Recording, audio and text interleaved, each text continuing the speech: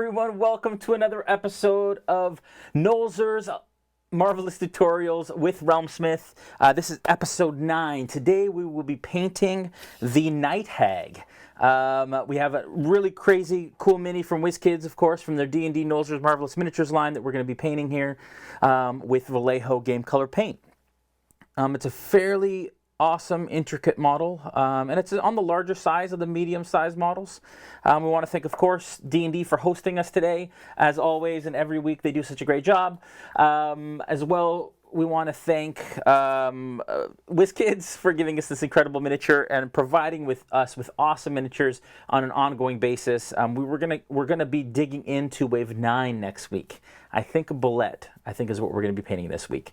Next week. And then, of course, Vallejo for all the awesome paints. I will be bringing on little bottles with the names of the paints on as we go through and kind of walking you guys through the steps in order to paint this Night Hag. The VOD version of these videos are all on the D&D YouTube and on the RealmSmith YouTube.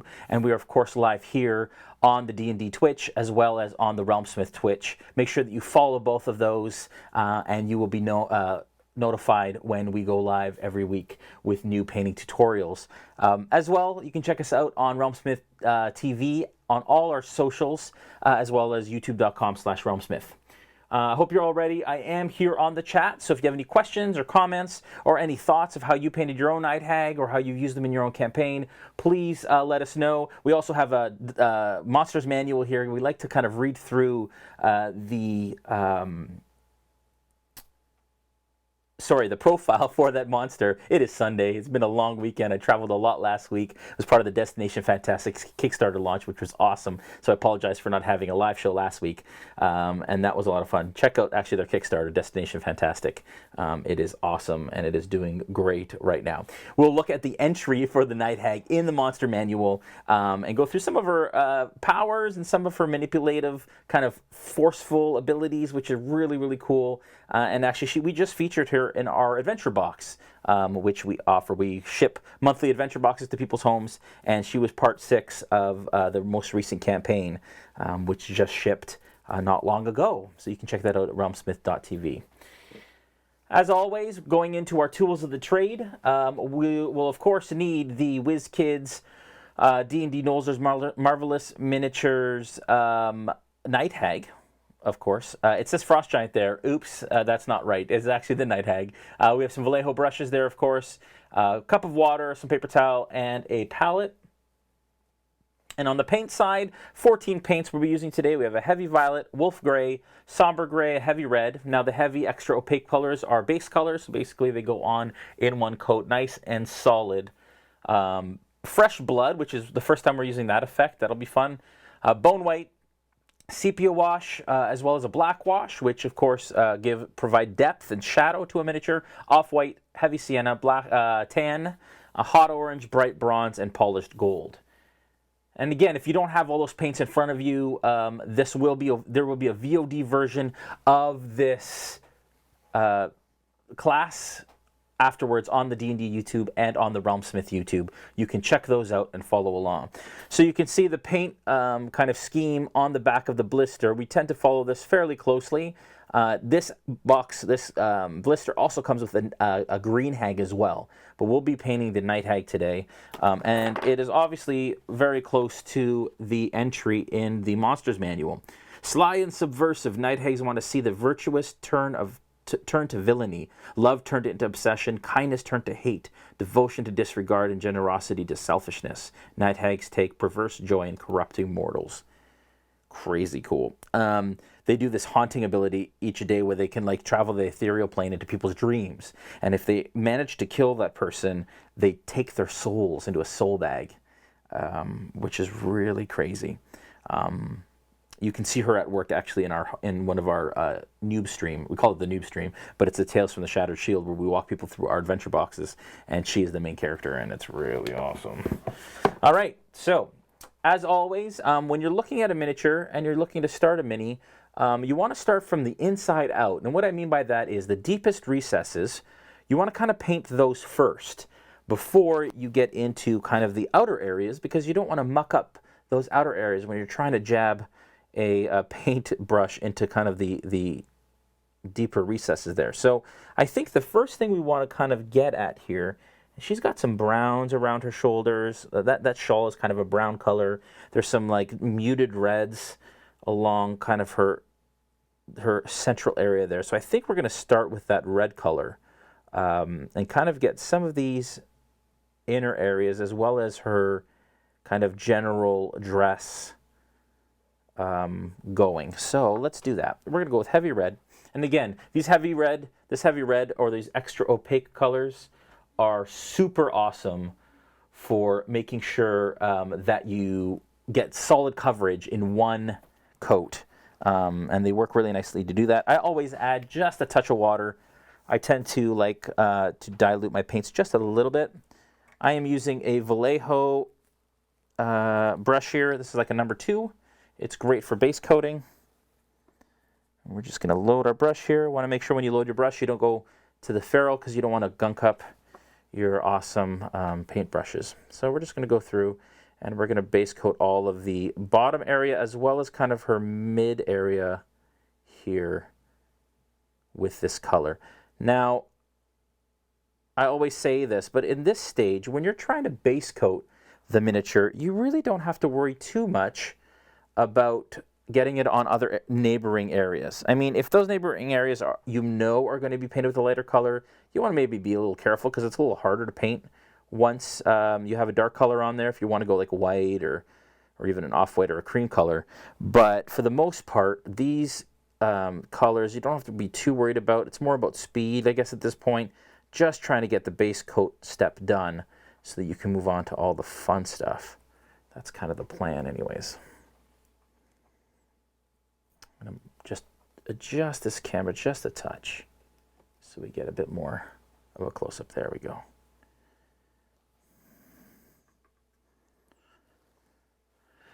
And how's everybody doing today?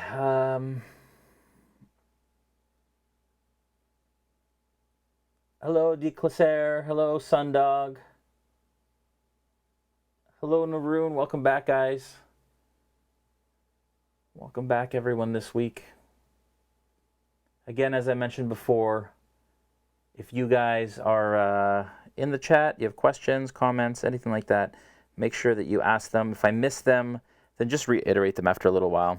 Maybe write question in front of it so that we can see what's going on. Moobot says, make sure you follow this channel so you know. Oh, that's the Moobot. That's not for me. That's actually the channel bot. That's funny. All right. I'm just going to lay down this red nice and solid. But you can see in one coat, we're getting really great coverage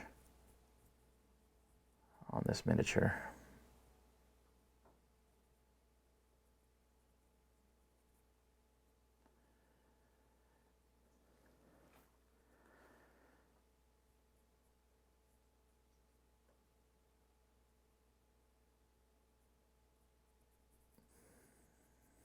Okay.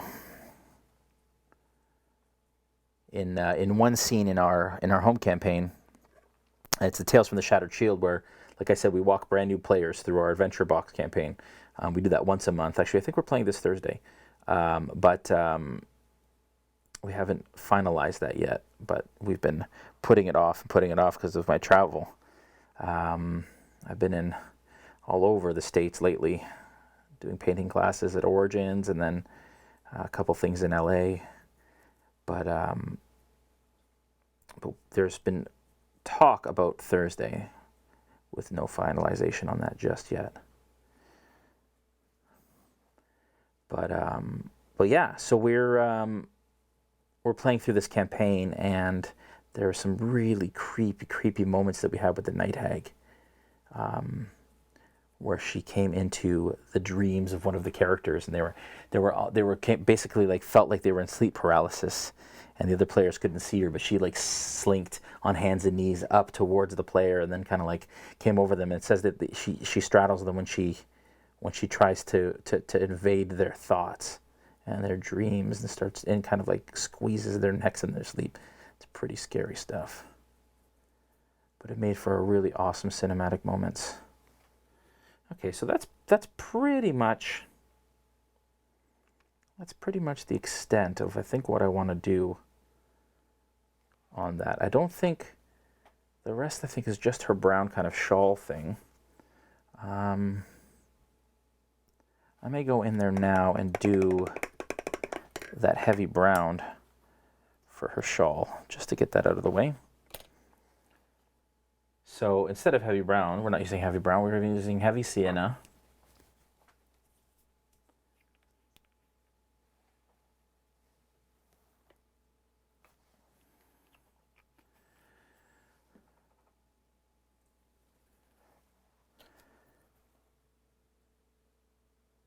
Okay. Now we're just base coating this kind of shoulder shawl thing. On the Monsters Manual, she's got this. It's kind of brownish, so kind of brings out a little bit of the witchy side. She tends to be, what I find from her color scheme, from kind of the Monster Manual, and in the areas and the places you see her, she seems to be a bit more fashion conscious than the other hags, if that makes sense. She dresses a little bit more kind of like with colors, and not like just like the black or brown nasty robes. She tends to be a bit more classy than the rest, I'd say.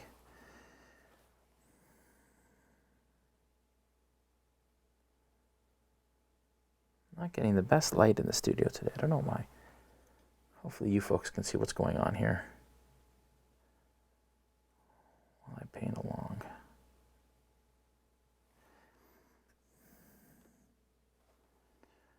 Last week, like I said, I was in LA.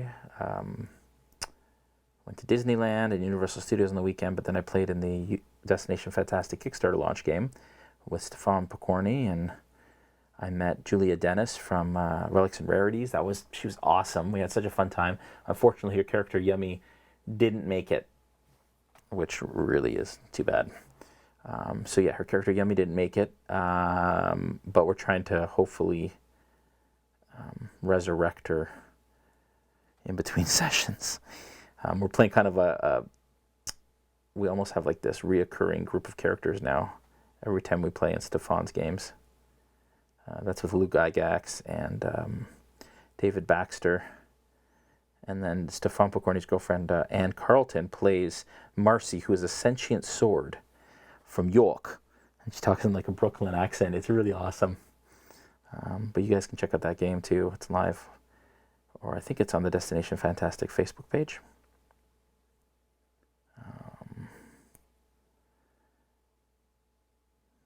There we go. Okay, so that's pretty good for that. I think I'm probably going to leave just like that. Let that dry a little bit and move on. I think I'm going to move on to the skin now. That's kind of like the next largest area for this mini.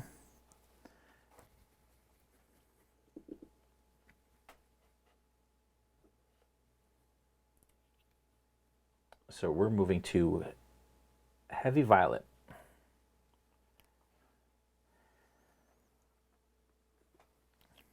Has anyone out there painted this mini yet?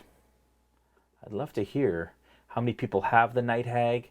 If you've painted it, if you haven't painted it, kind of what's your plan to paint it? Are you going to do it kind of the classic colors of the D&D colors, or are you going to go a little different? Love to hear what you guys have to say. Question, Arun has a question. Jason, can you tell us anything about the new Encounter Crate campaign? Yeah, of course I can. So, like I said, we have adventure boxes, monthly adventure boxes.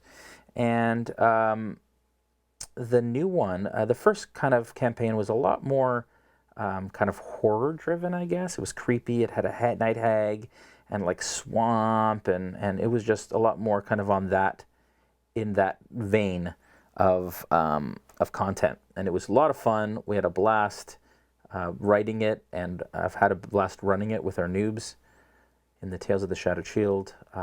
But this new campaign, we've decided to kind of bring a bit more levity to, or this new adventure, sorry, I should say, we decided to bring a bit more levity to the campaign. So this one's going to be kind of a bit more like a Indiana Jones kind of rompy adventure, sort of, if that makes sense.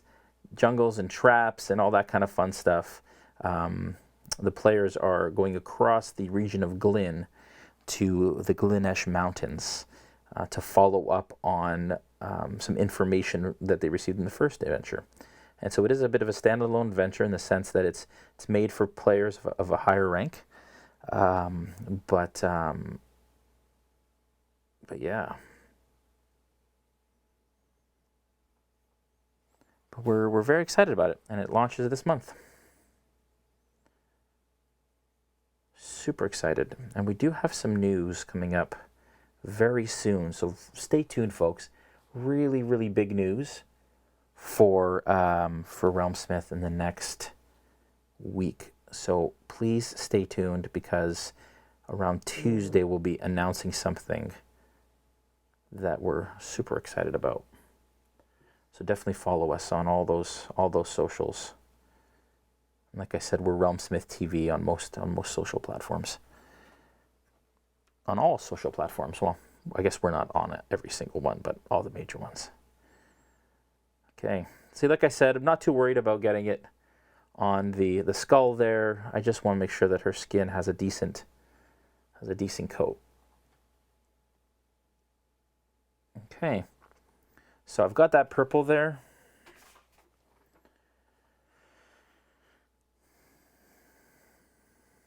Let me see here. Next, I think, I don't know if I want to do the hair, because I'm holding the hair as a bit of a handle. I don't have to anymore, I guess.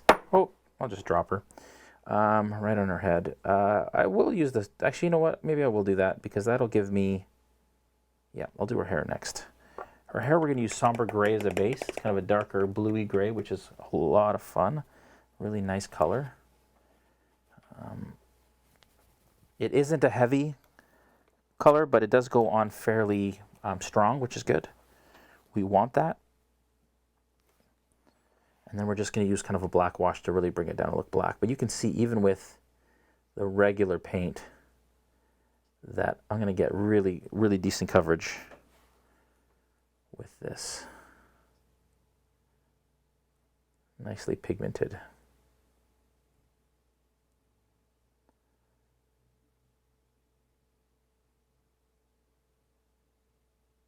She's got horns here that we'll be painting later.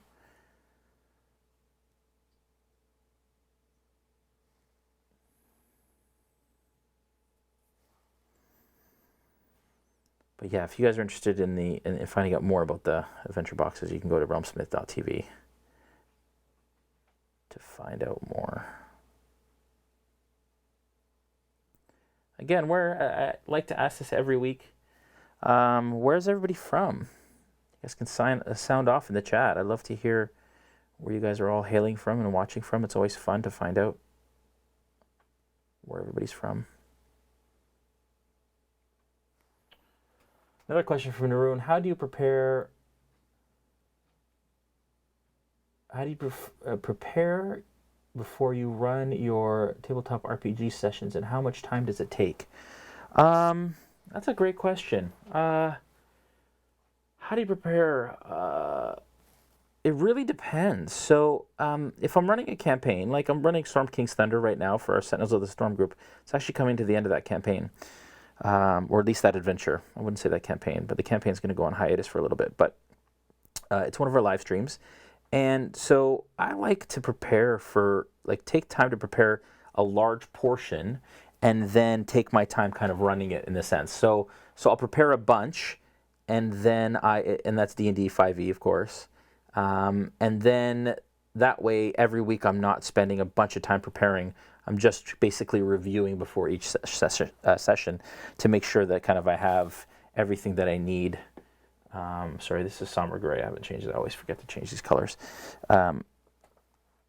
Everything I need kind of moving forward. So one large kind of almost full day prep session, 4 or 5 hours or whatever, will last me a couple weeks anyways of gameplay, because it takes them a couple weeks to get through a section.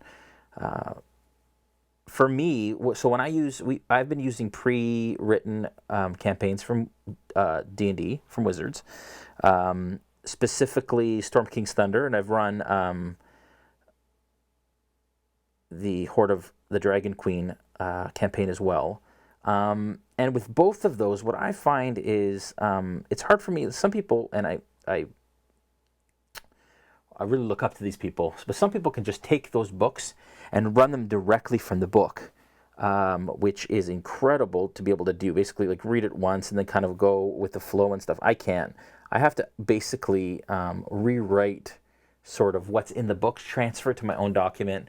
I use something called Trello, which is like an agile board sort of application, and it gives me cards that I can move around and stages of the adventure. So I'll take notes and basically rewrite it for myself in order to be able to kind of run it.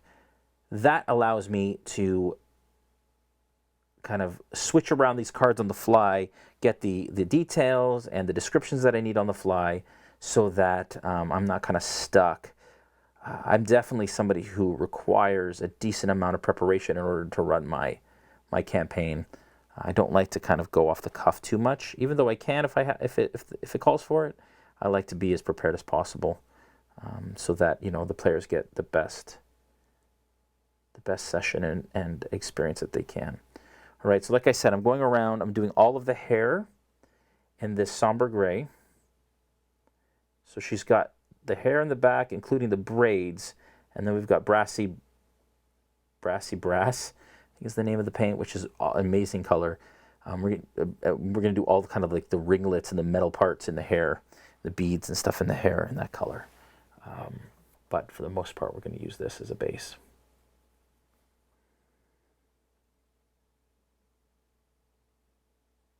Here we go. And actually, you know what?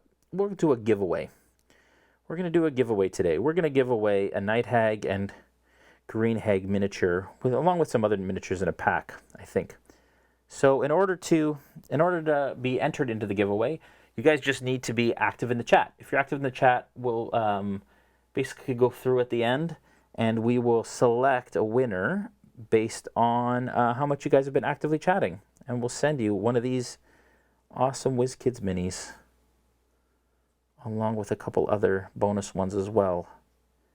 How do you guys feel about that?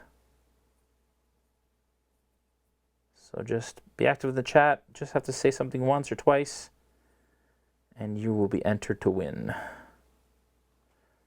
This is how she's looking so far. Again, just base coat so far.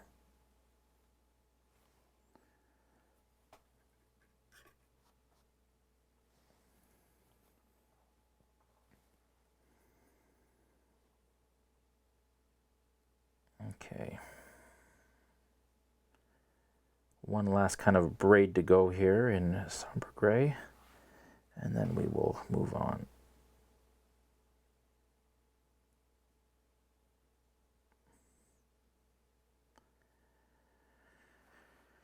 Okay. I love the color of this somber gray. It's got this really nice blue-gray kind of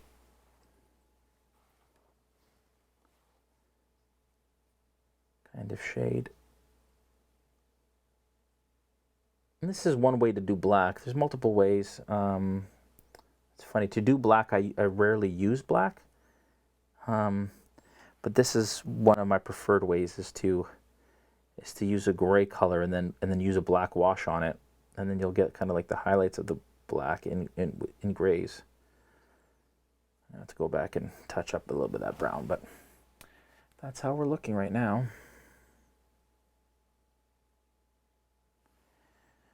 Night Hag's coming along. We'll probably have to do quite a heavy wash of that gray. And go back in here with a little bit of heavy sienna just to touch up. Notice on the shoulder here, I didn't quite get in the corners. And I've overbrushed a little bit with that somber gray, so I'll kill two birds with one stone here.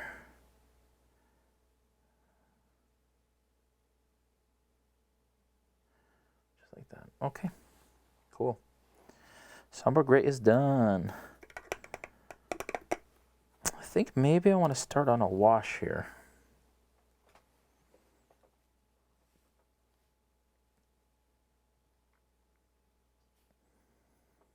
I think I might go with my black wash already. Yep. Okay, I am going to go ahead and I'm going to take black wash, and I'm going to use that over all of the purple, red, and gray that I've done, and the brown. Basically over all the areas I've painted so far. I am going to add some water to that. I want to make sure that we dilute that black wash, as it is fairly thick. And we're going to go ahead and start to work it in. As I like to remind people, with washes, they're used to add shadow and contrast and delineation to a model. So you basically paint it over the model, and it will run into the recesses and add shadows in those recesses quite instantly and awesomely. I like to say that I don't actually paint wash on. I manipulate it once it's on the surface, because basically you put it on like that, and then I start to move it into the recesses and the folds to make sure that it pools correctly and that I'm not obscuring any detail, but I'm making sure to cover all of the surfaces here. So I'm just going to go through, work it all in. I don't like to just kind of dump it and go. I like to kind of review the areas that I have it in to make sure it's sitting exactly where I want it to sit. If that makes sense. Looks really nice on this heavy sienna too. It's really going to add a lot of depth in there. Now, see, I touched a little bit of that somber gray, and it's not quite dry yet, so it actually made the wash a little milky. You've got to be careful with that. You definitely don't want to wash in your somber gray into your black wash. So I just got to be careful when getting close to those areas. Of course, on the purple, you're going to get really awesome shadows with that purple. Put on the hands as well, especially on the underside where it'd be darker. On this arm as well. I don't have my mini holder. I forgot it this time. With small minis, I get old, so I get cramps all in my hands. Harbinger says, how do you deal with a mini that constantly flakes paint? That's a great question. So typically, are we talking, you can answer this question and then I can adjust my answer afterwards, but are we talking metal minis, or are we talking plastic minis and all of that stuff? So flaking can be obviously cut down quite a bit using a good primer. And so make sure that you're using a proper miniature paint primer from one of your companies. Vallejo has a great one, spray primer or a brush primer, or you can even put it through your airbrush. So just make sure that you're priming your paints. These WizKids minis come pre-primed, so you don't have to worry about that. Unlike some of the other competition, who you have to, some of the miniatures you have to build or anything like that, you have to actually prime yourself. So just make sure that you're priming the minis that's supposed to be primed. If they don't have to be primed, it really helps to let the paint cure before you handle it too much. You'll find in this one, I'll be moving it around and paint will rub off fairly easily. With pre-primed minis like this, sometimes they get a little glossy, so the paint doesn't adhere as well. But to stop flaking on the long term, because I mean these miniatures, obviously you'll be using them a lot on the tabletop. You'll be handling them. Your players will be picking them up and dropping them, and so you want to put a really nice lacquer on it afterwards. Make sure. I use a matte lacquer personally. I like the matte look, and a matte lacquer. Lots of companies make them. Vallejo makes a great one as well, and then they also have a great brush-on primer. So if you don't want to, or lacquer, so if you don't want to go out and spray a whole mini, you can literally in just a couple minutes grab. And basically put on the brush lacquer on from Vallejo, and that will really help to protect your miniatures long term, especially like I said, because you're constantly touching them and moving them around the board, unlike some other miniature hobbies where you're not quite touching them as much if they're sitting on a shelf or used mostly for display purposes or whatever the case may be. So metal even after wash. Okay, thanks. Yeah, with metal minis, I've never had metal minis. I truthfully, I don't use metal minis anymore. They're kind of a thing of the past for me. Because of that reason, it doesn't matter how much I lacquer, it doesn't matter how much I prime, eventually they start to flake. And I found that over time. But again, a solid lacquer will stop that from happening more. And I know a lot of people are kind of on the old school train and they like those metal minis, and some of them are beautiful. There's lots of great companies making metal minis now, including Effing Cool Minis and all those kind of guys. So anyways, there's lots of cool metal minis out there, but personally, I stick to plastic minis. They're easier to work with, and way more forgiving when it comes to flaking and all of that kind of stuff. All right, so I'm going to let that black wash dry. I totally forgot again to switch the color when I was using it.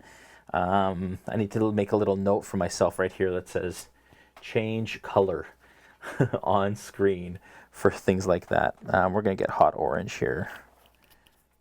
Also, of the Wave 9 minis, if you guys know or are aware of the Wave 9 minis that are out right now, I would suggest you guys let me know what you guys want us to paint next. So the bullet is on the list for next week, but there are lots of cool ones. And we did a bunch of Young Dragon ones. So we did copper, green, black, and blue, which were the first release. But now they've released white. I forget them all now. White, brass. There's another one. I can't remember offhand. But do you guys want us to paint more dragons, or do you guys want us to kind of stick to other stuff? Let me know, please, in the comments on these videos, especially on the VOD videos, so that we know kind of what you guys want us to paint next from the Nolzur's line. It's got to be a D&D mini, and it's got to be from the Nolzur's line. But please let us know. And if you have any other ideas from any line, it doesn't have to be Wave 9, sorry. It can be from any wave. Just let us know, and we'd love to kind of, find out what you guys have at your tables and what you guys would like to see us paint. We've talked about maybe even doing some repaints of pre-painted minis. That's something one of you said that you're interested in, which is cool. We can definitely try and do that. We also talked about, maybe next week we'll do that instead. So we also talked about Dungeon of the Mad Mage, the board game. I got sent a couple versions of it. So I got sent the regular version and the pre-painted, the regular version and the limited version, because the limited version has pre-painted minis in it. The limited edition, the premium edition, I should say. I don't know if it's limited or not. But with the hopes, actually, that I would paint the zombie beholder that is in the the regular edition, and show you guys kind of how to paint minis from those board games, which are the same as these, really, and are actually the same sculpts as some of the pre-painted stuff. So if that's something you guys want to see, us painting, repainting kind of board game minis from the Dungeon of the Mad Mage board game, that'd be awesome. I think we should just go ahead and do that. I don't know when we should. Maybe next week. Maybe we'll hold off the billet. You guys can decide and vote on that. Let me know what you guys think. Billet or zombie beholder?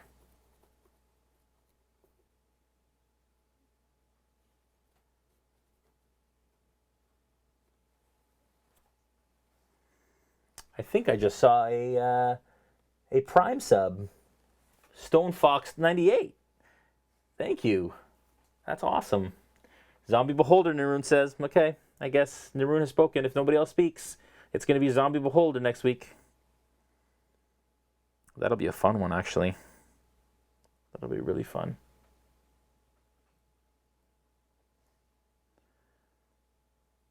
Okay, this wash is still drying.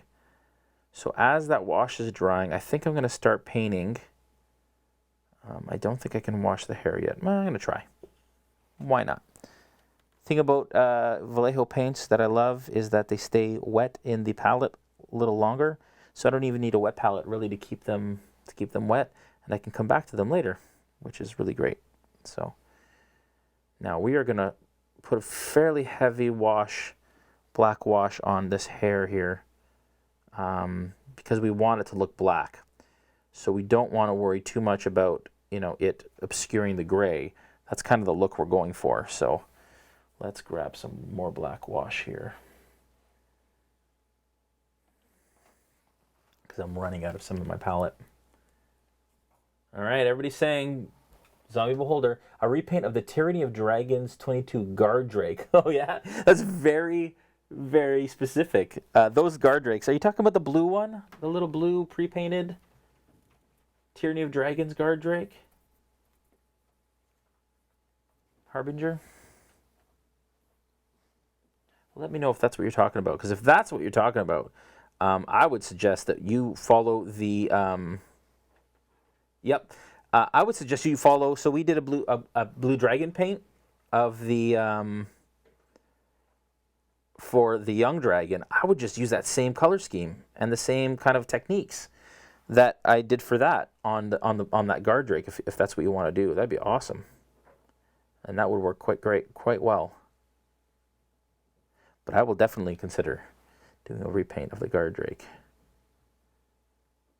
Taking some of those like classic kind of pre-painted minis and repainting them would be fun. And I know WizKids even suggested, they know that you guys like to repaint some of those pre-painted guys too, so it was their suggestion as well to go ahead and do that on a few episodes. So if you guys have any other thoughts too, but Guard Drake is on the list.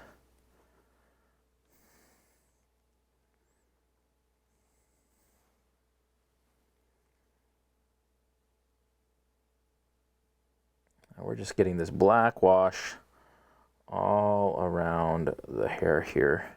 We're probably going to do two different ones. Well, two of the same wash, but two coats to really bring that gray down to more of a black. But that's looking really nice.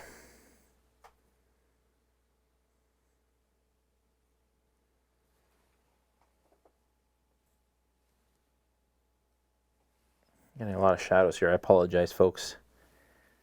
We'll work on improving the lighting in here a little bit. Hopefully it's clear for you.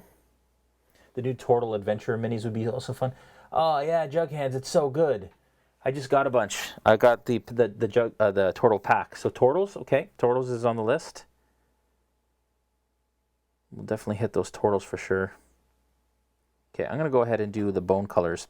So we'll do the skulls and all of that kind of stuff. We are going to do that in bone white. So we're going to take some of this bone white into the palette, because now we have to wait for that wash to dry quite a bit. So with some bone white in the palette, we're going to hit these skulls. First skull I'm going to hit is the one that's the most dry, or has the area around it that's the most dry, which is the one in her hand. Go around the mini. I'm bracing my painting hand, so these fingers on my other hand, so that I have a nice steady brush stroke as I do this. But it looks like she's pulled this spine and this that's still attached to a skull out from her last victim. So we're going to actually put some fresh blood around her hands and on the spine, and looks like she's doing some sort of ritual right before she was immortalized into a miniature. But we will absolutely gory that up for her, because I feel like it's fairly fresh, or it would be fairly fresh. Okay, so that's one. We'll do the one here around her midsection. Again, I'm just base coating it in bone white, and then we're going to use sepia wash to bring that back a bit.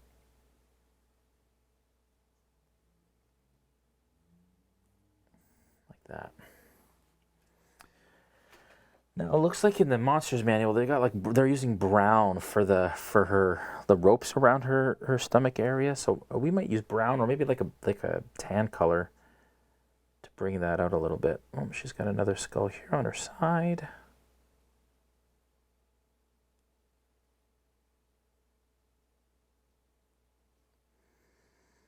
Let me know how you guys feel about the current angle of the camera too, and the zoom levels and all that kind of stuff. We like to improve everything as we go here, so we're doing great for time, it appears.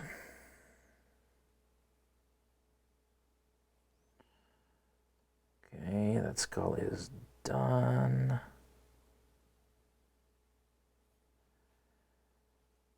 Okay. Oh, and she's got a little like arm bone on her, into her belt in the back here. And try and paint this with a larger brush, but we'll see. Yeah, it worked.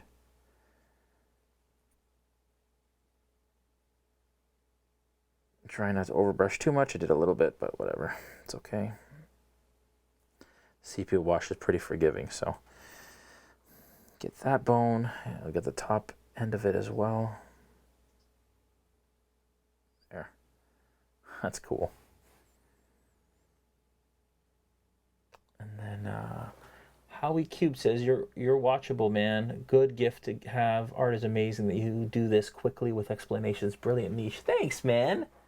Howie, appreciate that, dude. What a nice thing to say. I love it, man. I just love to share my craft and teach others. Man, I watch so many tutorials learning how to paint. So many. And, you know, when I was coming up, there weren't many kind of live tutorials like this. Most of it was pre-recorded kind of video tutorials. And so it's a blessing to be able to do this for a living. And so I really appreciate, you know, it doesn't really feel like work, but I really appreciate you saying that. Thanks, dude. Really appreciate that. Nice of you to say.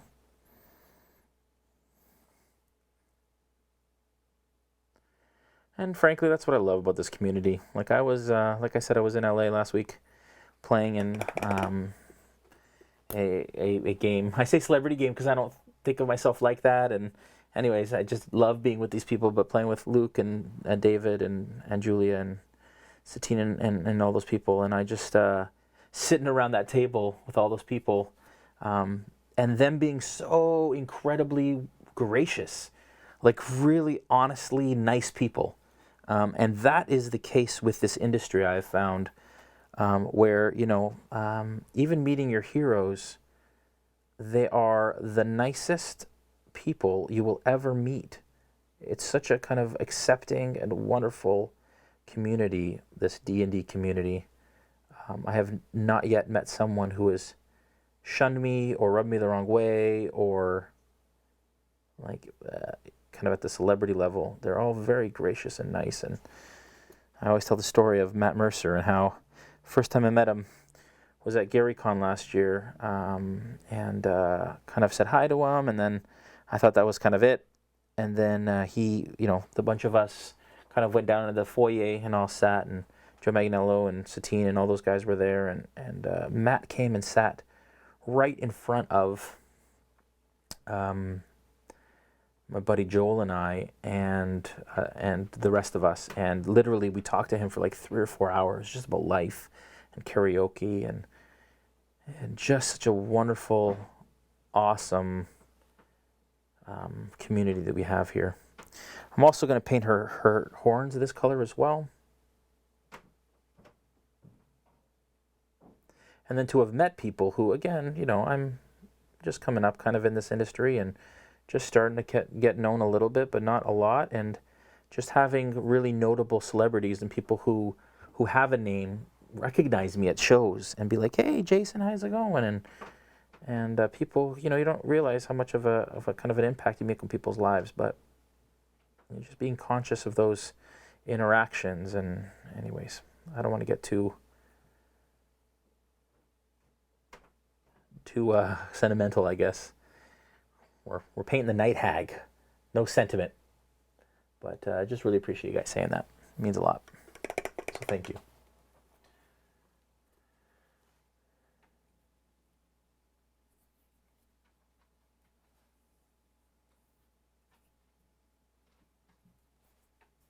And everyone says, these tutorials have taught me so much. I'm a new painter, and this channel just helps me so much. Thanks, man. They are, man, the celebrities in this industry. I think it's because it's their hobby, if that makes sense. Harbinger, I think it's because we play games, you know, for a living or for what we do, and I think that just says a lot. I think that we just have an ability to not take ourselves too seriously because of it. Here's a heavy sienna again. I'm going to do the ropes, and now I'm going to go from the larger brush. I'm going to shift down just a touch to a 0 brush here, just so I have a bit more control. And I'm going to do all the little ropes around her waist here. But yeah, it's just, they're great, you know. Even Joe Manganiello is very gracious and is a huge movie star. But you wouldn't know, man. Like, just a cool, personable dude, willing to talk to everybody. Just so neat. So neat. Another person, actually, who I was so pleased to meet and work with and spend time with was Matt Lillard. I met him at D&D Live, and we kind of shared a press junket, or press kind of almost like speed dating tour at D&D Live. And man, he is one of the coolest, down-to-earth, just nicest dudes you'll ever meet. And so passionate about this hobby and about this game. Obviously so passionate that he created Beetle and Grimm, who are a premium kind of luxury box developer for Dungeons and Dragons. And he was just so great, man. Just met me, and literally we were buds. And he's just a really cool cat, man. Like, no ego to speak of. Very cool. And I just totally painted over the skull part. Like, I wanted to paint that part, but I totally painted the top with that, and I didn't want to do that. I'll just have to come back with some bone white after.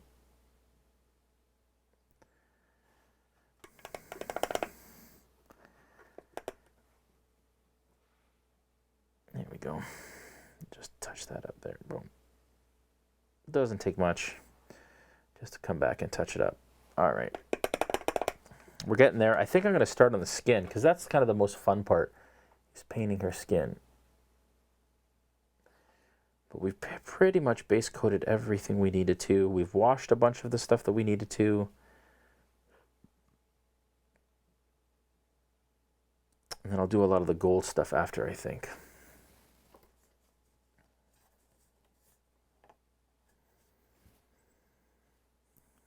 Good stuff. Bring this camera down just a touch, because you guys, I want to make sure that you guys get all this detail. Here. All right, so for the skin, I've used heavy violet for the base, and I also washed it. So now I'm going to come in with I'm going to use the heavy violet that's already in my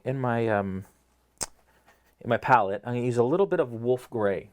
And this wolf gray I'm going to use in steps to lighten the heavy violet. I'm just going to take a little bit, put a little bit on my palette kind of to the right of my heavy violet, add a little bit of water, and I'm going to pull it over into the middle and just mix a little bit of my heavy violet and wolf gray together. Add some water. We want to make sure that this is nice and diluted, because we want to go on in kind of light layers. And that's kind of the color I'm looking for there. And the more diluted kind of you don't want it wet so it's running off, but you want it wet enough so that when you're painting, you're not,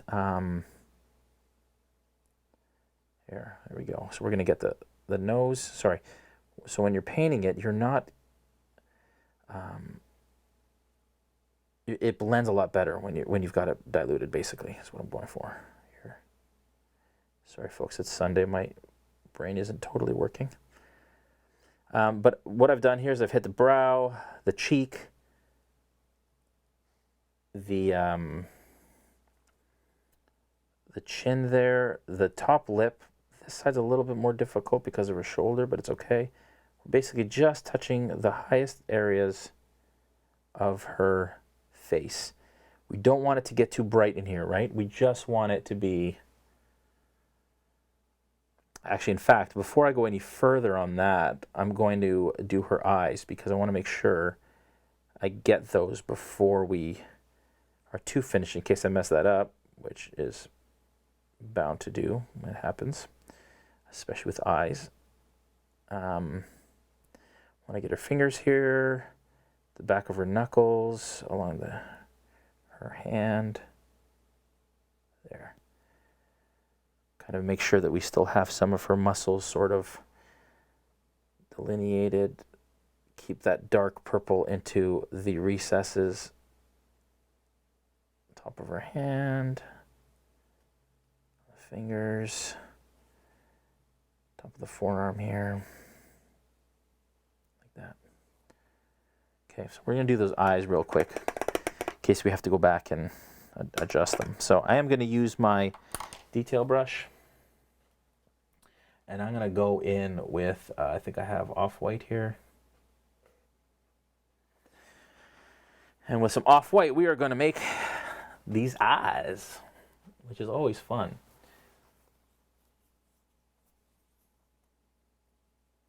Lana says, I just found you via the D&D channel as I kept hanging around after the High Rollers game, and I'm so happy I did. I really enjoy your stream. Also, you make fabulous products as I just bought myself a subscription.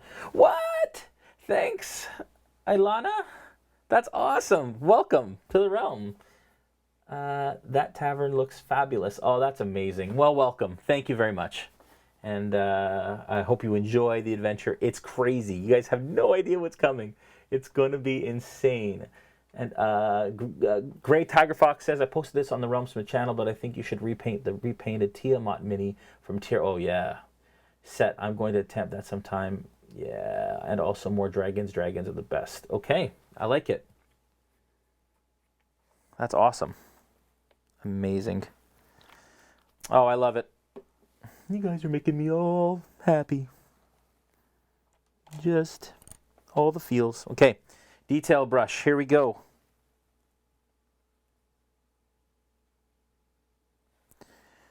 All right, I'm going to say it. I wasn't supposed to announce it until Tuesday. We are launching a Kickstarter. We're going to be launching a Kickstarter on the 23rd. I can't tell you many details, but it's basically to take our current boxes, which we've done the best that we can with the resources we have, and take them to the next level. So you've heard it here first. This is exclusive all over the internet on the D&D channel. We are launching a Kickstarter. So stay tuned, guys, on our Facebook. Make sure you follow us on Facebook to get updates on that.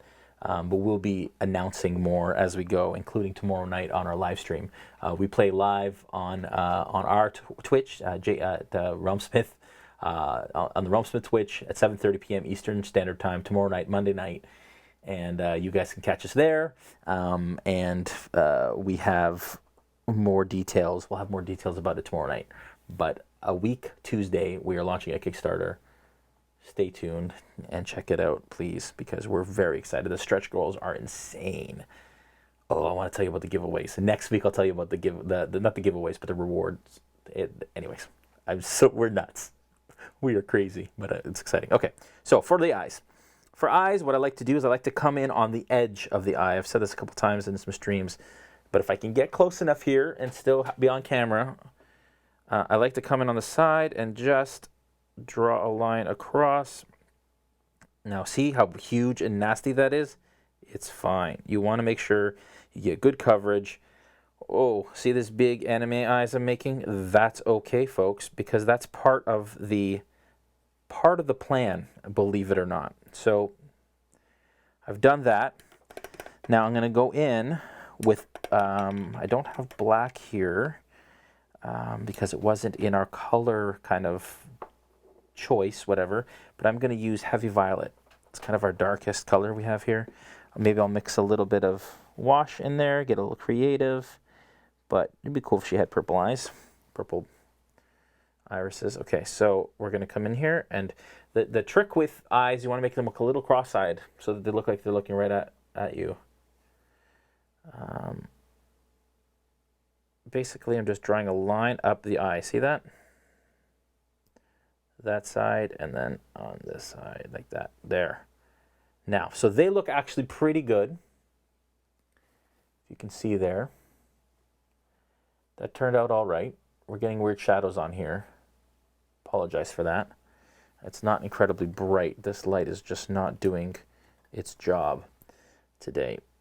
Anyways, but then what we're going to do is we're going to go back in with that heavy purple. So that's the original kind of base color that we used. The heavy violet, sorry, which is the original base color we used. And now we're just going to close in that eye a little bit. So we're just going to come in and around. And we're going to close in almost like we're closing in the eyelids. Too much. Stink. See, I went too far. I got a little excited. Went too far. We're going to start again. This is what happens with eyes sometimes. Sometimes they work, sometimes they don't. Put that off-white in there again. Let that dry. I'm going to close in the other eye on the other side. I rushed it. You know when you're playing, I don't know if you ever play golf, but you think you feel like you're going to be in the zone and then you go too soon and you don't quite. Yeah, that's the feeling. All right.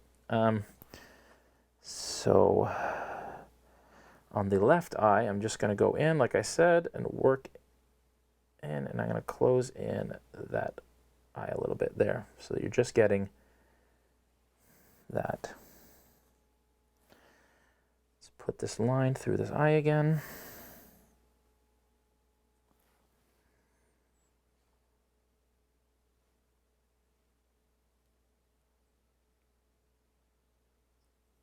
Like that. And then grabbing some heavy violet. There. This is a lot harder to do on camera, folks, than you imagine. But anyways, that works. You're getting the idea that she has eyes that are getting some weird shadows here, but thanks, Jughands. Jughands says, looks amazing so far. Appreciate that. All right. And I am, of course, wiping off a lot of this gray on the back of the hair because I said I had to be careful when holding it, but that's okay. We're going to dry brush it anyways after we do another thing. So we're going to get some sepia wash yet? No. What I'm going to do is I'm going to go to the bright bronze. We're going to do all the little metal areas. Next, actually, no, I lied again. We are going to use this wolf gray and continue to highlight the face because we already started that and then we stopped because we want to do the eyes. So we're just going to continue to highlight the face. So what we're going to do is we're going to add a little bit more wolf gray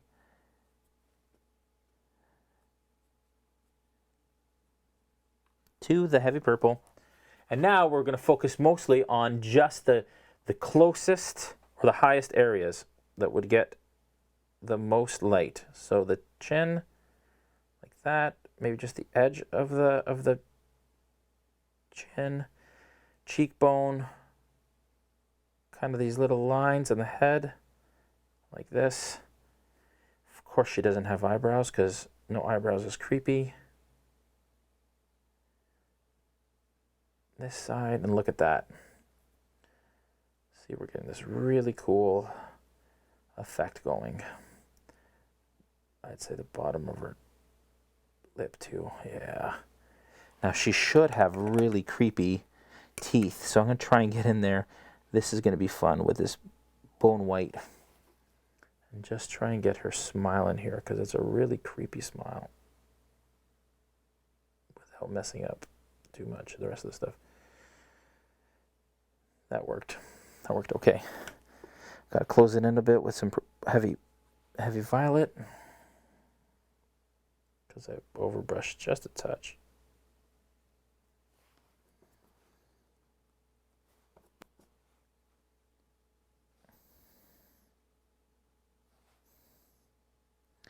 And then we're going to use sepia wash in the next step to make it look kind of like a nasty yellowed smile. Okay, but we're now going to continue to take that lighter kind of purple color that we have, and we're going to basically continue to highlight the skin in all these areas.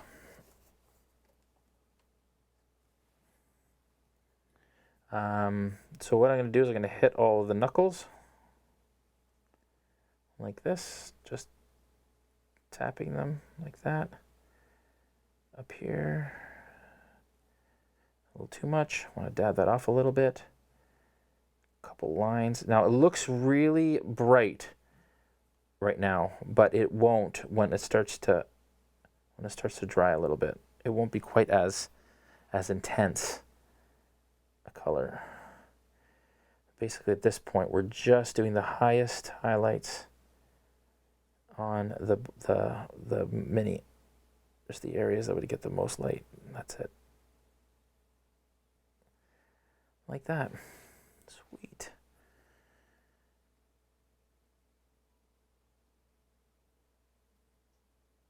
There. See, already it's because it was so diluted, you can see that even that really heavy, those heavy lines we put really kind of died down, and now you're getting cool detail on there. All right. Just a couple touch-ups here and there. Nice. Very nice. Okay. Now, we are going to go into the bright bronze. So bright bronze is what we're going to use for all the metal kind of rings and stuff in her hair and so on. So we're going to take a little bit of that. This brush may be a bit too kind of, maybe not, fine for this, but I don't think it is actually, because these are pretty small. So I'm going to go through and I'm just going to base coat all of these metal. Now in the player's handbook, or sorry, in the Monsters manual, they're pretty much all kind of a gold color. So I like to kind of stay true to that. I'm a purist that way. So I'm going to go through and hit all these with that brassy brass. Or bright bronze. Sorry, I said brassy brass, it's bright bronze. Now we want to keep it fairly heavy because it is a base coat, so we want to make sure it goes on nice and thick. I had to take some of the water out of it because it was too diluted. Wasn't going on thick enough for me. Of course, all the ones here. Like that.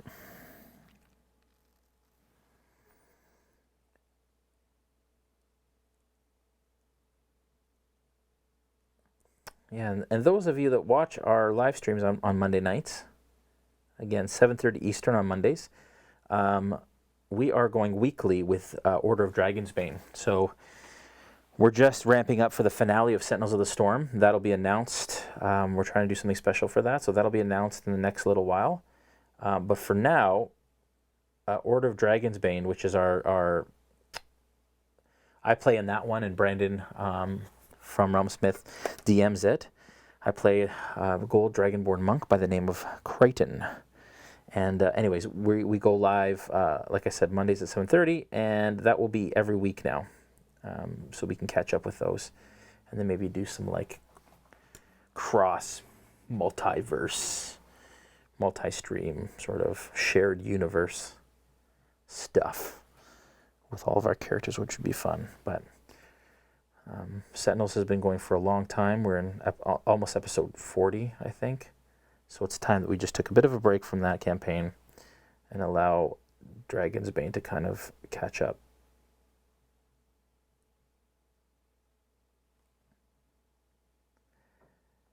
And running a company is busy, folks. It's a lot of work. So it just helps to have a little bit of a break from DMing a kind of a game on a regular basis like that, of that magnitude.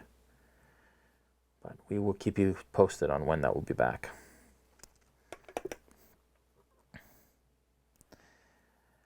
Okay. All right. So that is that. That is all the metal on the mini, I think. Oh, no, she's got these kind of wrist bracelets. Diana says, are those paintbrush primers just as easy on the details? Are those... I'm a little afraid some of the finer details of the sculpt will get lost when I brush on primer.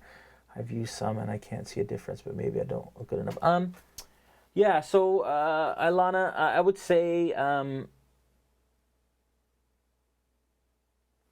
I would say for primers, spray primers tend to go on nicer from a kind of a distribution perspective.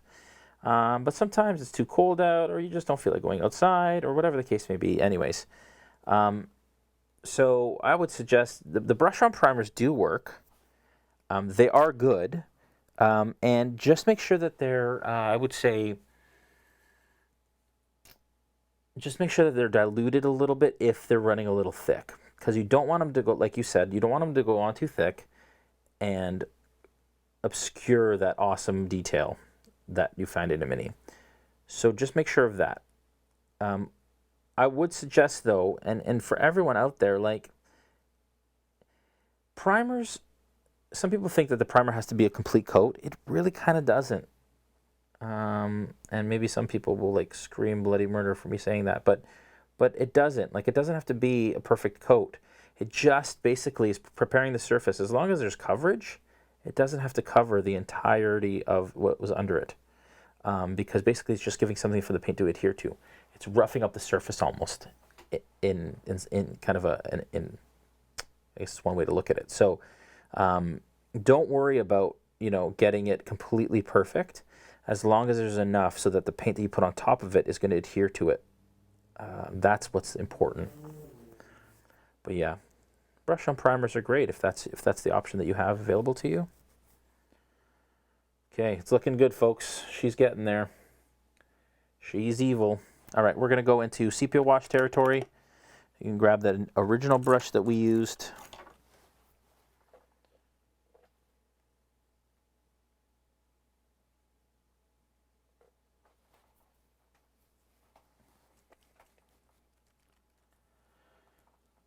And also, Harbinger asked, how do you decide that you were finished with a piece? I find I get a little obsessed with perfection.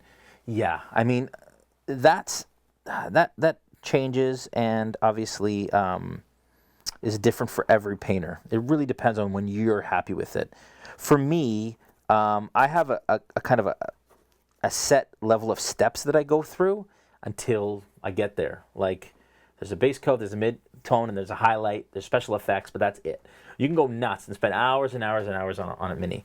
From my perspective, when it comes to D&D minis, so if you're Warhammer, said this before, if you're wargaming and you're using the same army every single game, you want to make sure that you put some decent amount of work into it if you want. Like that, I can justify spending more time kind of getting that right. But when it comes to D&D minis, this Night Hag, even though she's the main character in my campaign, or the main villain in my campaign, players will only see her maybe like once a year, if that. Like, yeah, I'm running Storm King's Thunder, so a lot of my giants get a lot of screen time, but you're not using these minis. If you have a dragon, how often are your players they're not gonna fight a dragon every week. So for me, it's funny because Terry Latorco said, her favorite color is dun, right? Because getting it on the table is what matters. And for me, as long as it's 2 feet or a foot away, it looks good. Arm's length, basically, if it looks good, it's done. from my perspective. And of course, we all have different kind of levels of acceptance and or different expectations or whatever. And that's all relative. But you know, for me, I just think that getting stuff on the table is important in this hobby. I'm not going to be submitting these to, you know, any sort of painting competitions. If I were doing that, if I were like painting stuff in order to compete, that's a different story. Then I'll take more time. You know, I'll pull out all the bells and whistles and pull out my airbrush and do some, you know, object source lighting and all of that fun glow effects and all that. Sure, at that point I can justify it. But here, again, you're looking to just impress your players with a mini that's not going to be there very long, not going to be there very often, and so keep that in mind. You know, so what I would say is, how do you know you're done? I would say set your expectations for your minis based on the use that you're going to get out of them. That's what I would say. Okay, so what I'm using is I use sepia wash, sorry, and I washed all of the bones. I'm also washing all of the bright bronze areas as well to give those a bit of depth. I washed her horns with it, which look really super cool now. But this is just going to give you some... I just love the way that sepia wash looks on golden colors. It just gives it this rich... I used it on the bone in the back. That's in her belt. I'm also going to use it in this center area. This center area actually has some decent folds and designs in it. So I'm actually using sepia to bring out some of that detail that we lost in there. There. And like I said before, using a little sepia in the mouth. Careful not to get it too much on the purple, but we just want to add a little bit just to give it a little bit of a yellowed smile. Haha. All right, so this is how she's looking so far. Pretty neat.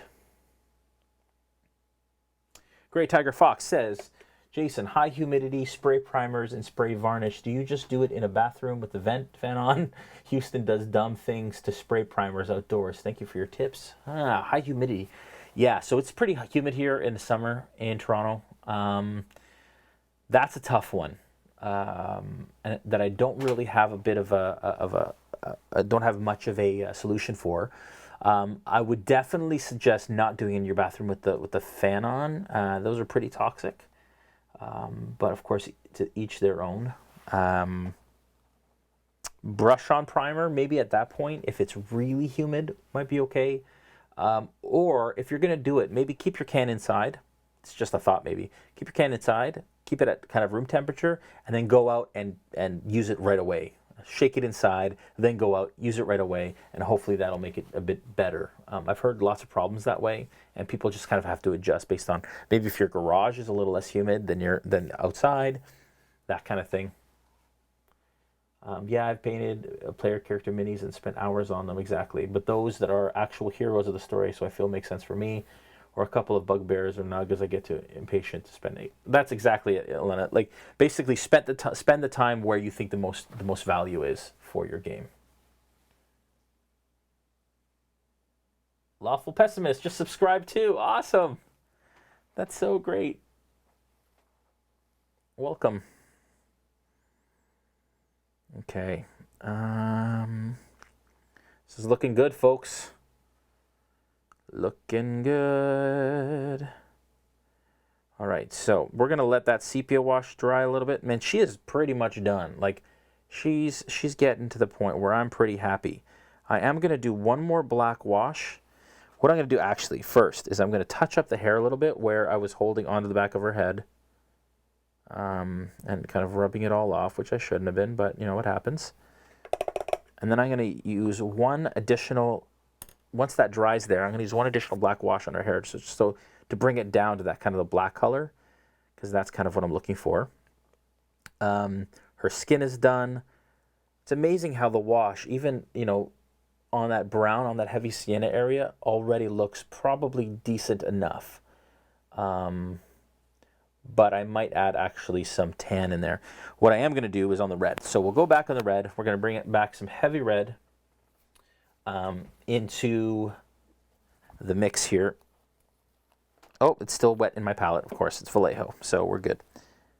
We're going to dilute it a little bit, get some heavy red in here, and then I'm just going to bring back some of that red, because you'll see the wash sometimes doesn't stay just in the recess. Sometimes it does get on kind of the surface area, and so I'm just coming back in here with a diluted heavy red, and I'm just bringing back some of these folds because I want it to be a little bit brighter than that, just like this. And then to highlight this, I'm actually going to use tan, because I find that in the reference material, her clothing, the red is not really red. It's kind of a muted sort of maybe dirty red. Maybe it was red at one point, and maybe it's just like the sun has kind of washed it out, and over time it's kind of faded a little bit. So now for these, because these ridges are so close together and so kind of deep, I'm just using the edge of my brush instead and just running it along there. And it's just catching kind of the top of it. Do that on this side as well. The detail on this mini is freaking awesome, of course. This is typical with these WizKids minis. Like that. We're going to let that dry a little bit.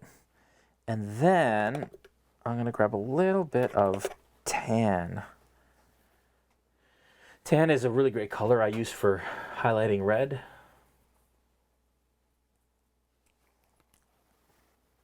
Sorry, not red, brown.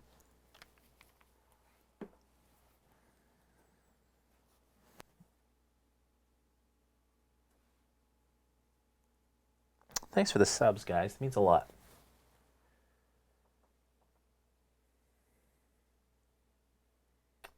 Right on, Narun. When do you? You're still waiting on your crate. You said. Where are you from? And so I'm just using tan a little bit and just running it along. Maybe even that was a bit much, but I probably should have mixed it in with heavy sienna first. But it's okay to. Basically, I'm putting it on and then I'm wiping it off a little bit with my hand if it goes on too much. But I just want a little bit of a highlight here. Like I said, I probably should have mixed it with a little bit of heavy sienna so it's not as strong, but I think it turned out okay.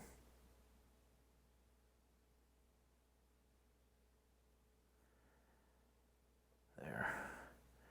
I'm also going to use it to highlight the belts on the front and the back, and I'm running it along just so it catches on the rope texture. Looking good. I'm also going to use it on the red. Now I'm going to really wash it down. I'm going to add a little bit of heavy red in there, mix it in with a little heavy red. Because again, I want that kind of washed out feel. Faded. And just putting on the very edges.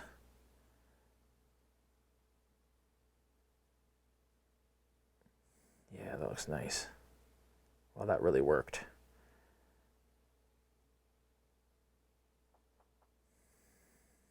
Really like that color.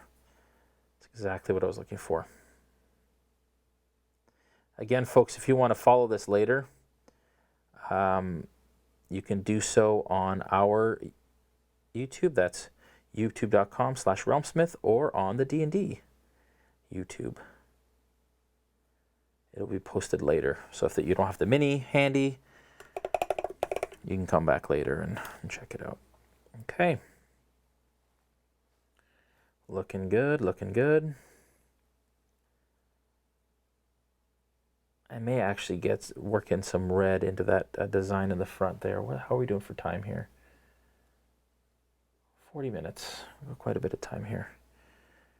I'm going to do another, as I mentioned before, I'm going to do another black wash on the hair. Now, at this point, I want to be really careful not to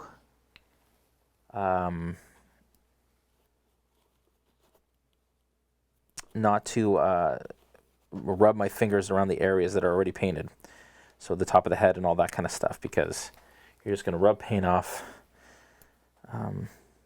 because sometimes the paint doesn't stick too well, and then you're then you're finding yourself doing a bunch of touch-ups. So also want to make sure I don't get this black wash on the bright bronze areas. We probably should have maybe done this before that, but when we're live streaming, we want to make sure that we give lots of time for these washes to dry, and then we kind of multitask by going to other areas. But if you were at home, let the washes dry for like half an hour before you go into other areas. But you can see this wash is doing what it's supposed to do. Basically what I did was I allowed the somber gray, which was the base coat, be the highlight. And so when I add my wash, not eventually, but that somber gray then stays on the highest portions of that area and becomes my natural highlight. Because it was quite a bit brighter than the black, it worked really well to do what I wanted it to do. Yeah, you can see that's really coming through now. I'm actually really liking how the hair looks with the second wash of this second black wash here. You can see that. Looks really cool. Really, really cool. I'll be posting pictures of the Night Hag afterwards as well on our socials. And you can see her in action soon on Tales from the Shattered Shield. Okay. All right. Pretty cool. She's almost done.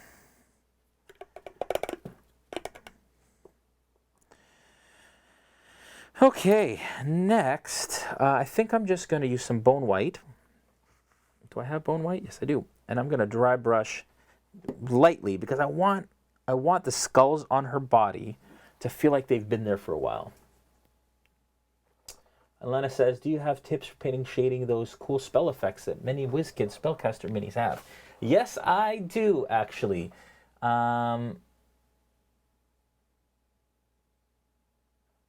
Yes, and sorry, Narun, about European shipping. One of our stretch goals will be improving our European shipping. That is part of our Kickstarter, so check that out and support and back that, because that is incredibly important to us that we don't take 2 months to ship to Europe.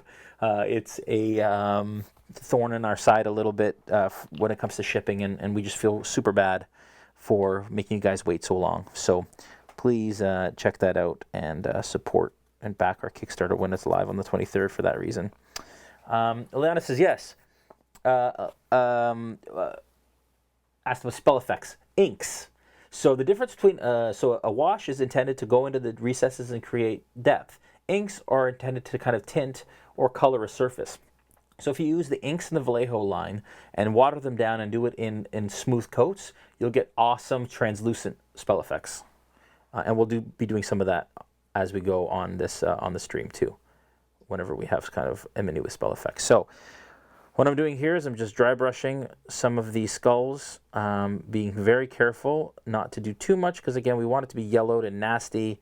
Pretty sure she doesn't, the upkeep on her skull necklaces is probably not the highest. I'm just saying, I'm going to go out on a limb here and say that probably the Night Hag isn't too concerned about how clean her skull jewelry is.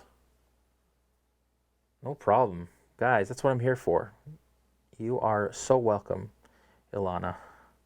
I hope I'm pronouncing that right. Ilana. My daughter's name is Kaylana, and we call her Lana for short, so. Okay. Guys, we are close. I am going to add some red back into the details on her, on kind of her belt slash, I don't know what you call that thing. It's not a toga, but it's almost like a tapestry in the front here. because in the art, the sections on the sides are kind of red, so it's kind of got this red and orange detail. So I'm going to go through and just add that back in here to give it some cool two-tone. And you'll see, folks, like with simple steps, we're finishing this whole mini in 2 hours. And, you know, it's not like we're not taking our time with it. We're not rushing it. We're actually doing a decent job. We'll come up with a decent result here. So just keep that in mind when you're painting your minis. Never be daunted. No, it's going to take too long, so it's not worth it. Most of the dragons that we did in 2 hours. I would suggest you guys check out the Frost Giant, though. That was awesome. Painting Harshnag was so much fun. Okay, I'm going to go back to hot orange, pure hot orange here, and see if that's going to be enough to just edge this. Probably not. So we'll use some hot orange on the top here. Basically, I'm just adding kind of an edge highlight on that so it sticks out, but then I'm going to add some bone white in with some hot orange. Get a bit of a brighter orange color. I'm actually starting mixing my paints a lot more. I used to be the type of person that didn't mix a lot, but man, I am Sir Mix a lot these days. See what I did there?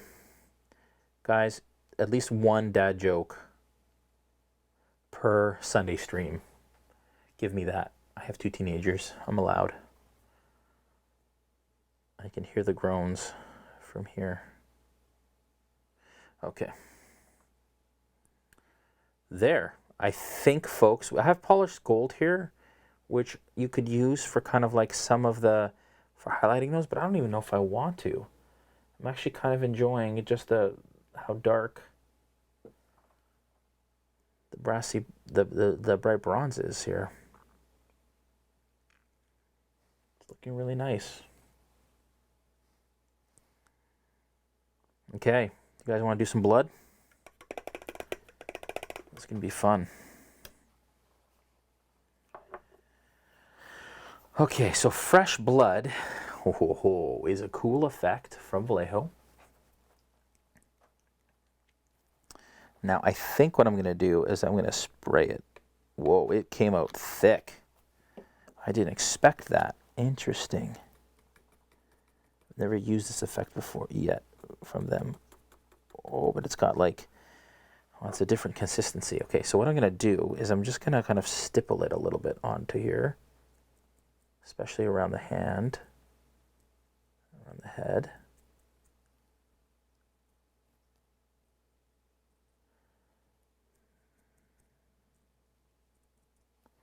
There. Oh, that's cool. And now what I'm going to do is I'm going to really water it down. Not that much.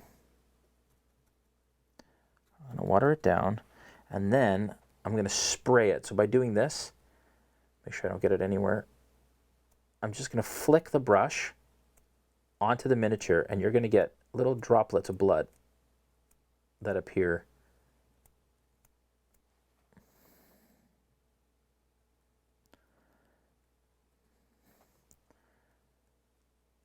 On the surface. There we go. Now, yeah, that's a lot of blood. It's like episode of Dexter.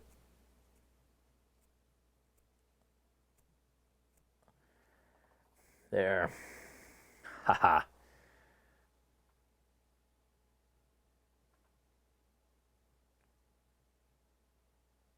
You can see on my hand kind of the spray pattern. She's got some on her face. That's great. Cool. When you do that, you just got to make sure that you're not spreading it and spraying it everywhere. It's looking good. I'm really liking the way the hair came out. Okay, now for the base. I stopped at tan. I did so many things. So after the tan, just to kind of show you guys what we did.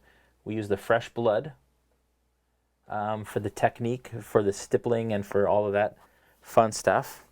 And then now we're going to go back to heavy sienna, and I am going to paint the base with heavy sienna just to kind of finish off this mini. We keep coming under the 2-hour mark, folks. We're doing well. I keep putting new heavy sienna on my palette, but I don't need to because it's all still wet from before. Now I'm carefully and gingerly holding this mini everywhere but the base so that I can paint this base here.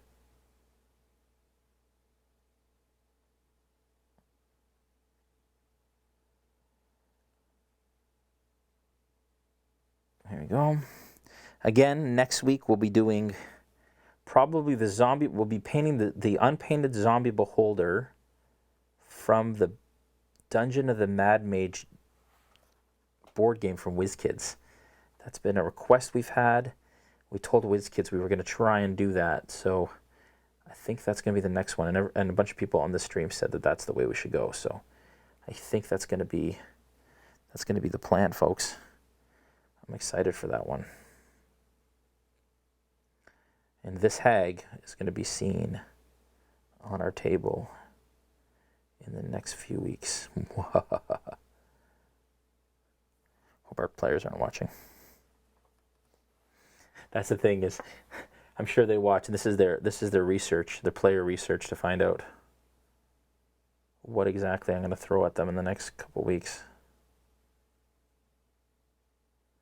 So many dragons we painted.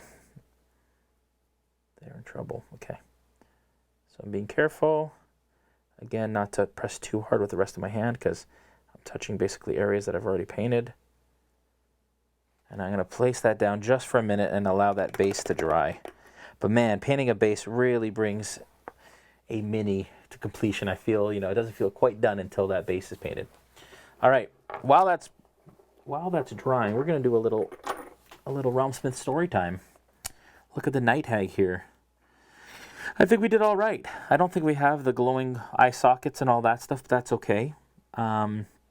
She has like red fingernails. That's interesting. We could add maybe that as well.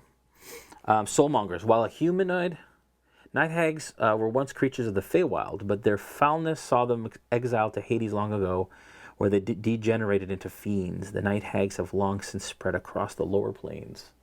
Do I have questions here? What are you using to rinse your brush?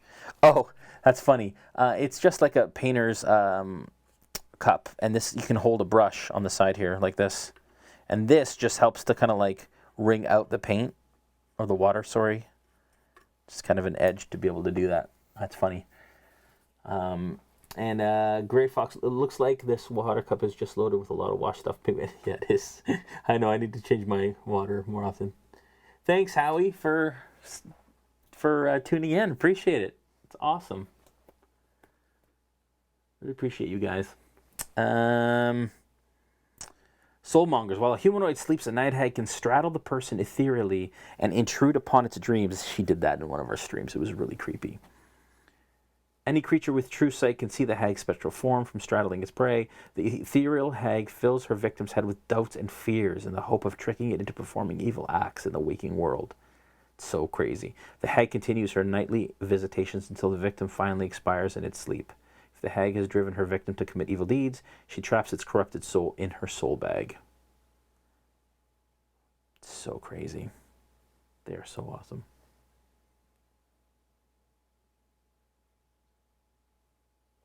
So cool. Okay, base is still drying here. Almost dry. I bought a little fan thing. Of course, I think my kids borrowed it. I have no idea where it went. So again, the most manly way to dry a mini is like this. Great Tiger Fox says, I definitely would want that thing straddling me. No kidding. Oh, it scared the poop out of them, one of my players. Nothing scarier than like sleep paralysis with a Night Hag straddling you. It's something else. After this is dry, we're going to add just a black wash on that base. we don't have to do too much more after that because we want it to be, we don't want it to take attention from the rest. But here, let's look at this mini real quick. Do a little turn. She turned out nice. I don't love how the designs turned out on her front there, but that's okay. It's not my favorite. That blood on the skull looks killer. You guys can see that or not. But oh, Night Hags.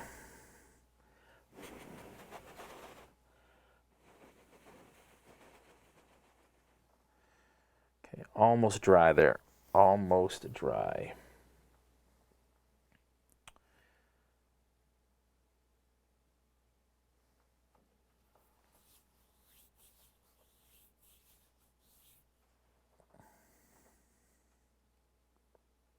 I actually, sitting here in front of me, which may be making a appearance in a crate coming up at some point soon, I have the T-Rex that I painted at PAX Unplugged in one of our sessions, one of our classes. He's still holding up. Our bard in our Sentinels of the Storm stream likes to turn into him from time to time. Jughand says, which hag is your favorite? Personally, I like sea hags quite a bit. Yeah, you know what? I haven't actually used a lot of hags in our games. This is kind of the first one, I think. Night Hag. Sea hags sound really cool. The Night Hag has just this really devious, kind of dark kind of story behind it that I really, really like. Yeah, I've terrorized my players with her. I really, really, really have. It's been like she's appearing in their dreams fairly often. And again, hags just manipulate their victims. And that's the other thing too. It's like this. It's not like your typical creature that just kind of like attacks. And has, clawed by attacks and whatever. She tries to like manipulate and twist and I find it really challenging and fun to DM her for that reason. You know what?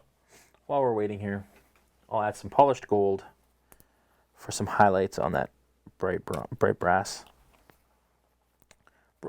bronze, sorry. I'm going to use that detail brush here again.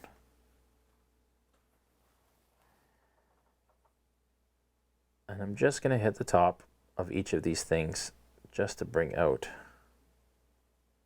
just the edge of that bracelet, maybe the center there, like that. And this is really helping to kind of, because once you wash it, it takes away some of that luster, right? Because a lot of the washes are matte. So this just brings back some of that brightness.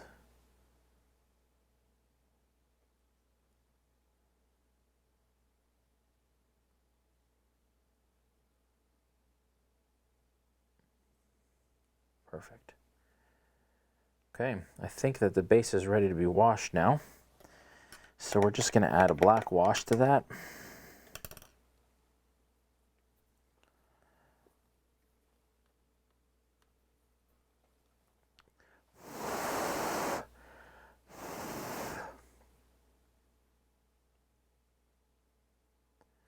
And I don't even think I'm gonna highlight this base, because again, bases for me, you don't want to make them too crazy cool, and because I think it distracts from the rest of the mini.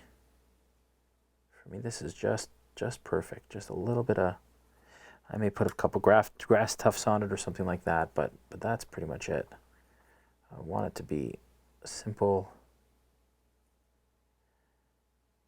The hag in our campaign lives in a tower, in a twisted old tower, in the middle of a swamp that her magic created.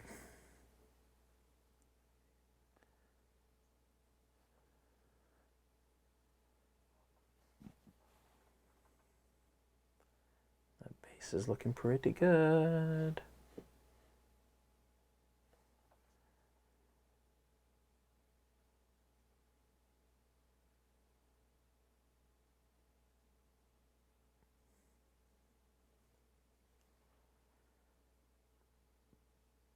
All right.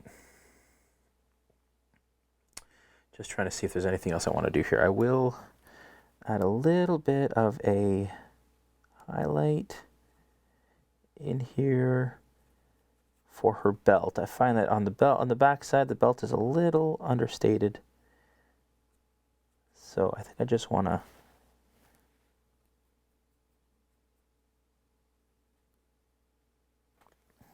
I like to do is top and bottom. I'm just going to add a line here. So I'm just going to add a line at the bottom, line at the top. Just to have it stick out a bit more here.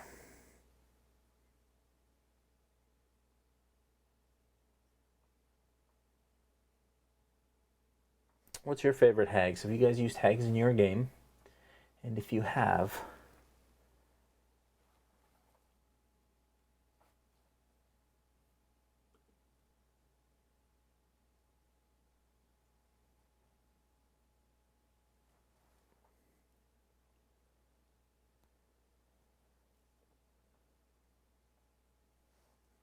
okay.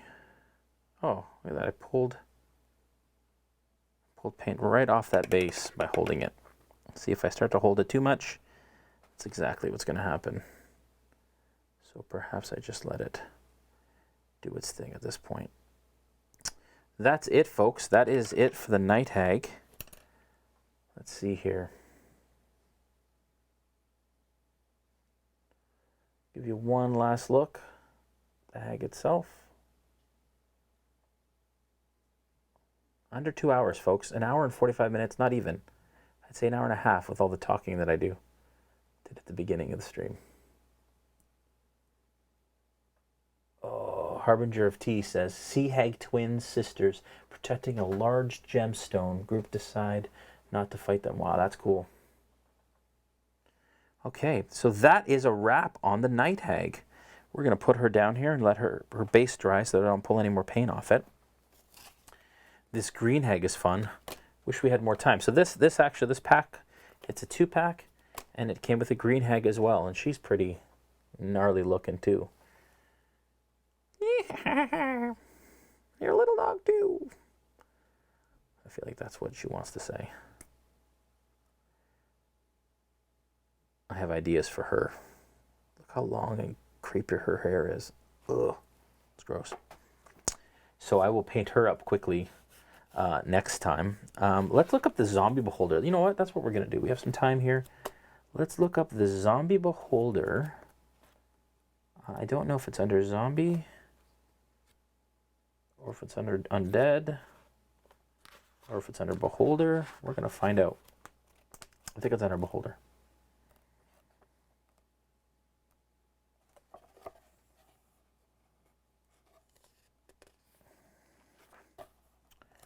There's a spectator, which they released. Actually, they released spectators, I believe, in Wave 9. I've got some. That would be fun. Oh, the bullet. So we will be doing the bullet in a few weeks.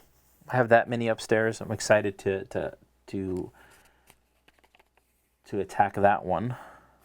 And then attack my players with it once I've painted it, of course, because that's what you do when... See what I did there. Okay, beholders. It is not here. Where's the zombie beholder? I feel like it was. Maybe it's not in the monsters manual. Let's find out. That's what a good old index is for. 316. It is here.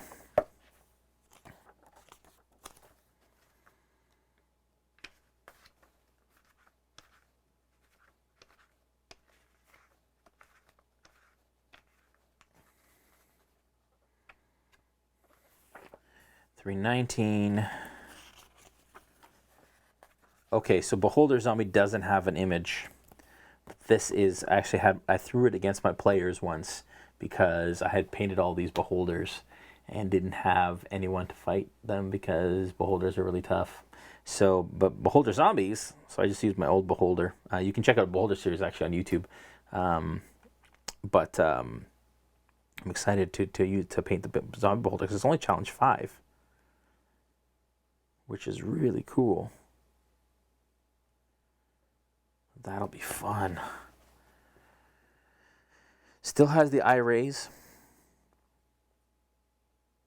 but it's way less, obviously. I think a regular Beholder is like challenge level 20 or something crazy like that.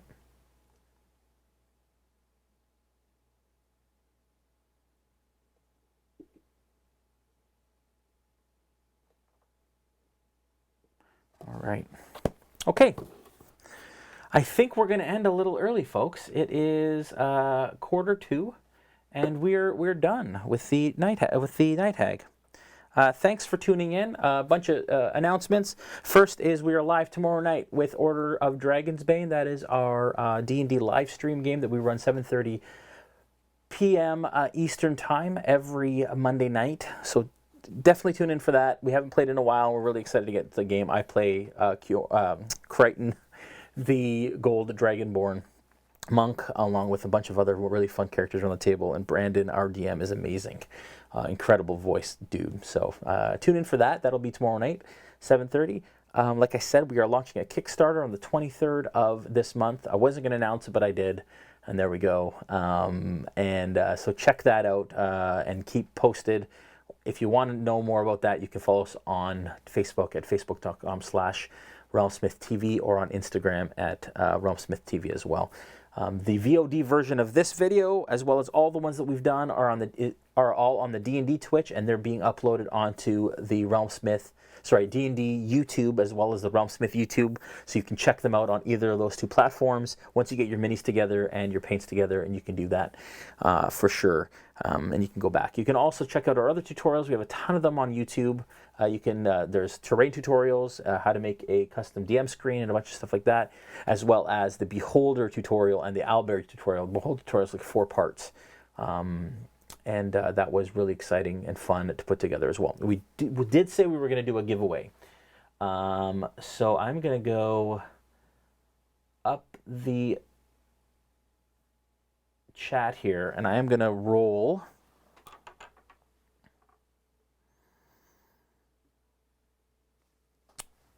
a 20-sided die and see what happens. That is a 14. Let's see here.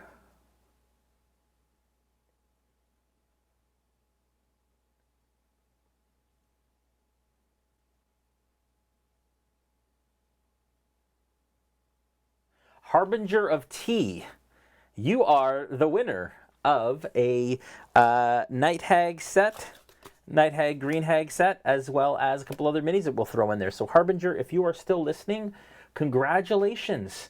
You are the winner, and if you see this later and you get it, we will. You message us. If you don't message us, we'll message you and get you an address and make sure that we get you the minis. So congratulations for today. And for winning that. And then next week, a week today at 5 p.m. Eastern Time, 5 p.m. Eastern and 2 p.m. Pacific Time. Those always mess me up. We will be doing the Zombie Beholder from the Dungeon of the Mad Mage board game by WizKids. We're going to teach you guys how to paint those unpainted minis. That'll be a heck of a lot of fun, I think. That'll be awesome. Thanks everyone for watching. Thanks for the subs. It was amazing. Thank you for checking out our crates. Again, you can check out our crates at www.realmsmith.tv. Make sure that you follow the D&D Twitch. We thank D&D for holding and hosting us, as well as giving us this incredible opportunity to paint their minis for all of you fine folks on the internet. Again, follow us to make sure that you know that we go live on here, and subscribe to us on YouTube, as well as hitting that little bell icon. So that we can let you know when we go live. You guys have a wonderful rest of your weekend, rest of your Sunday night. I'm going to go hang out with the family, and we will see you tomorrow night at 7:30. Have a good one, guys. Take care.